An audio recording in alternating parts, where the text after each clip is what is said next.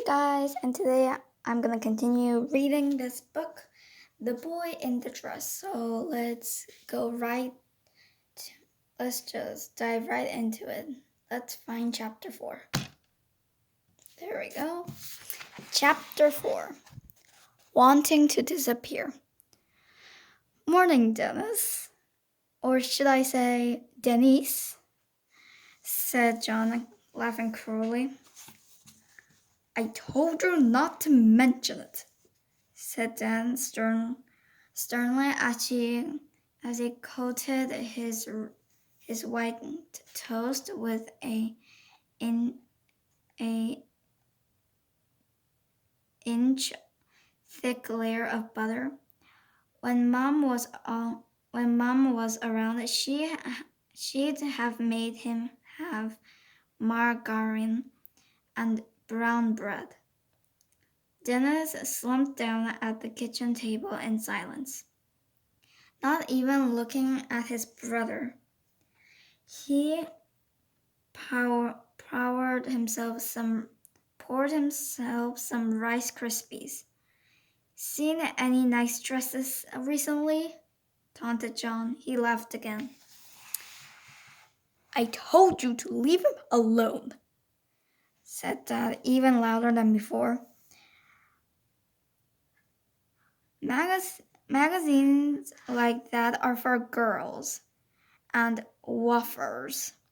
Shut up, said Dad. Dennis suddenly didn't feel hungry anymore and picked up his bag and walked out of the door. He slammed it behind him. He could hear his dad saying, What did I say, John? It's over, okay? It's in the bin. Dennis walked unwillingly to school. Unwillingly to school. He didn't want to be at home or at school. He was afraid his brother would tell somebody, and he'd be laughed at. He just wanted to disappear. When he was much younger, he used to believe that if he closed his eyes, no one else could see him. Right now, he wished it was true. The first lesson of the day was history. Dennis liked history. They were studying the Trudeau dynasty, and he loved looking at the pictures of the kings and queens in all of their finery, especially Elizabeth I, who really knew how to powder dress. An expression he had read in Vogue next to a shoot of a model in a beautiful cut business suit. But Dennis always found chemistry, the next lesson, mind-numbing, boring. Numbingly boring. He spent most of the lesson staring at the periodic table, trying to platform what it was. When break time came, Dennis played football as usual in the playground with his friends. He was having fun until he saw John with a group of his mates and bad boys with short hair the careers ad,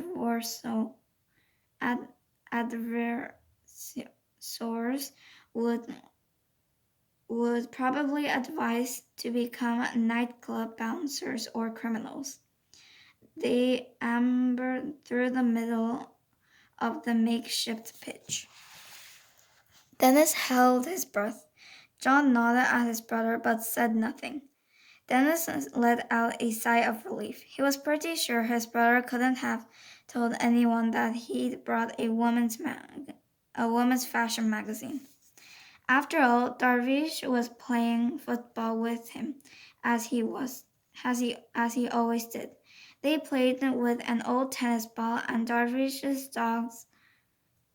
that Darvish's dog Oddball had chewed. It was a school rule that football weren't allowed in the playground in case a window got broken. Darvish set Dennis up to the score with a daring cross.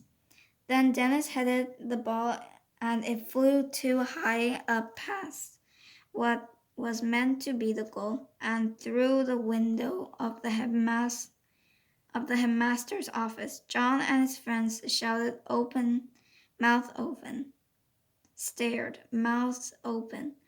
The playground fell silent.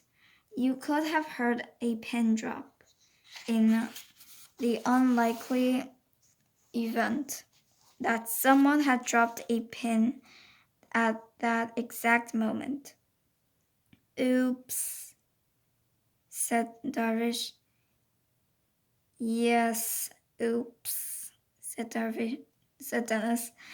Oops was really an understatement. The headmaster, Mr. Harvington, hated children. Actually, he hated everybody, probably even himself.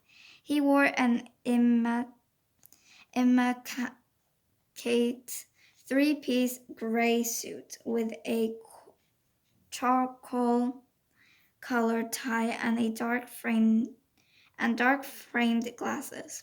His hair was maniculously combed and and parted, and he had a thin black mustache.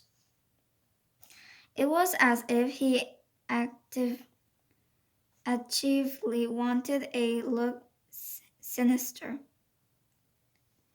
And he had a face that someone who has spent their whole life grim, grimacing ends up with. A apparently grimacing one. He might not be in his office, ventured Darvish hopefully. Maybe, said Dennis gulping. At the moment, the headmaster's face pierced out the window. School! School!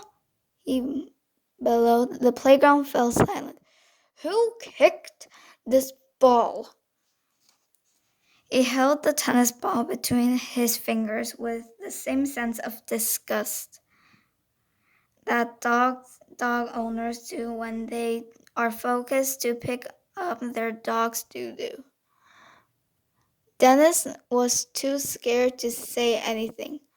I I just asked a question. Who kicked it? Dennis gulped. I didn't kick it, sir. He offered tentatively. But I did heater it. Detention today, boy. 4 o'clock.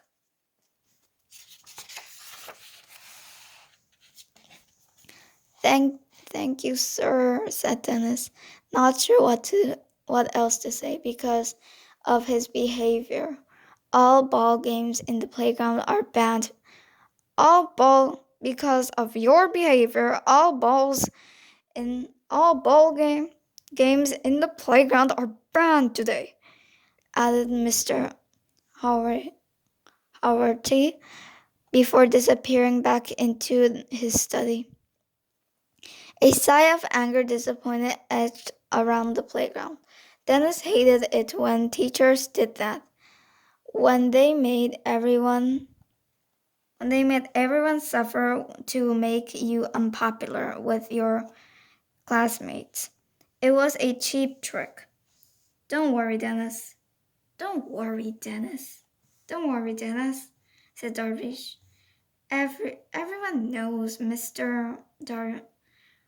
Harry Terry's a total, yeah, I know. They sat on their backs by the wall of the science block and opened their lunch boxes, divorcing devouring the sandwiches that were meant for lunch. Dennis hadn't told Darvish about buying Vogue, but he wanted to find out what his friend bought thought about it, in a roundabout way. Darvish was shusky, silk, as he was in the same year as Dennis, and only 12. He didn't wear only 12. He didn't wear a turban yet. He wore a pardak, a bowl hat type thing that kept his hair out of his face. That's because Shansi men aren't allowed to cut their hair. There were a lot of different types of kids that the school, but Darvish was the only one who wore a patka. Do you feel different? Do you feel different, Darvish? Asked Dennis. In a way. In a way. Well, just you are the only boy in the school who has to wear one of those things on your head. Oh, oh, that. Well, yeah. Well, my family, of course. Well, with my family, of course, I don't. And when Mom took me to India at Christmas to visit Grandma, I didn't at all. All the silk boys were wearing them, but at school, at first I did, yes. At first I did, yes. I felt a bit embarrassed, cause I knew I looked different from to everyone.